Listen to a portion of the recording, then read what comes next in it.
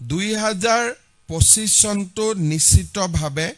জাতিৰ বাবে এটা দুৰ্ভাগ্যৰ বছৰ হিচাপে ৰৈ যাব কাৰণ 2025 চনত আমি জুবিনৰ দৰে মহান শিল্পী এগৰাকীক হেৰুৱালো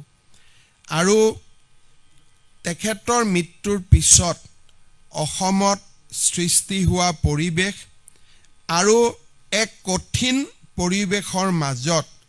অসম আৰক্ষীয়ে 3 মাহৰ ভিতৰতে এই গোটেই ঘটনাৰ তদন্ত কৰি দাখিল কৰা অভিযোগনামা নিশ্চয় 2025 চনৰ এটা স্মৰণীয় ঘটনাৱলী হৈ ৰব ৰাইজৰ আবেগ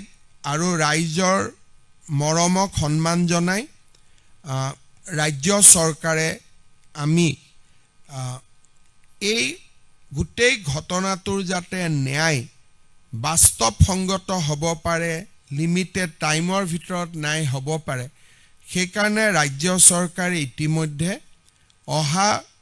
12 জানুৱাৰীৰ পৰা স্পেচিয়েল পাব্লিক প্ৰসিকিউটৰ এই গোটেই ঘটনাটোক যাতে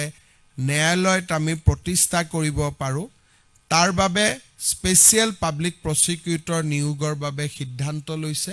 আপোনালোকক আমি গুৱাহাটীৰ 3-4জন জ্যেষ্ঠ ক্ৰিমিনেল এডভোকেটৰ লগত আমি কথা পাতি আছোঁ 5 বা 6 তাৰিখৰ ভিতৰত আমি স্পেচিয়েল পাব্লিক প্ৰসিকিউটৰজনৰ নামো আমি ঘোষণা কৰিব পাৰিম আৰু স্পেচিয়েল পাব্লিক প্ৰসিকিউটৰ এপইণ্টমেণ্ট হৈ যোৱাৰ লগে লগে আৰু ডকুমেণ্টছ এক্সচেঞ্জৰ পৰ্যায়টো পাৰ হৈ যোৱাৰ লগে লগে আমি গুৱাহাটী উচ্চ ন্যায়ালয়ৰ মুখ্য ন্যায়াধীশ ডাঙৰীয়াক এখন স্পেচিয়েল কোৰ্টৰ বাবে যোনে নেকি অকল এই গোচৰটোৰে বিচাৰ কৰিব তাৰ বাবেও আমি আবেদন জনাম অৱশ্যে সিদ্ধান্ত হাইকোৰ্টে ল'ব কিন্তু আমি ৰাজ্য চৰকাৰৰ পৰা এই অনুৰোধ জনাবৰ বাবে সিদ্ধান্ত গ্ৰহণ কৰিছোঁ এটা শুভেচ্ছা বুজাই জুবিন গাৰ্গৰ ৰৈ ৰৈ বিনালে ছবিখনে সিনেমা হলৰ পৰা অসমৰ ৰাইজে টিকট বা বিভিন্ন ধৰণৰ যেটো ট্ৰানজেকচন হয় তাৰ পৰা 32 কোটি টকা আহৰণ কৰিছে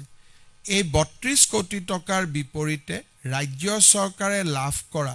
2 কোটি 90 লাখ টকাৰ জিএসটি আজি বা অহাকালি আমি কলাগুৰু ফাউণ্ডেশ্যন যাক জুবিন গাৰ্গে স্থাপন কৰিছিল তালৈকে আমি হস্তান্তৰ কৰিম ইতিমধ্যে পুঁজি বিত্ত বিভাগে মুকলি কৰি দিছে আজি বা অহাকালি আমি 2 কোটি 90 লাখ টকা যেটো ষ্টেট জিএসটি আমি কালেক্ট কৰিছিলো তাক আমি অহাকালি কলাগুৰু ফাউণ্ডেশ্যনলৈকে উভতাই দিম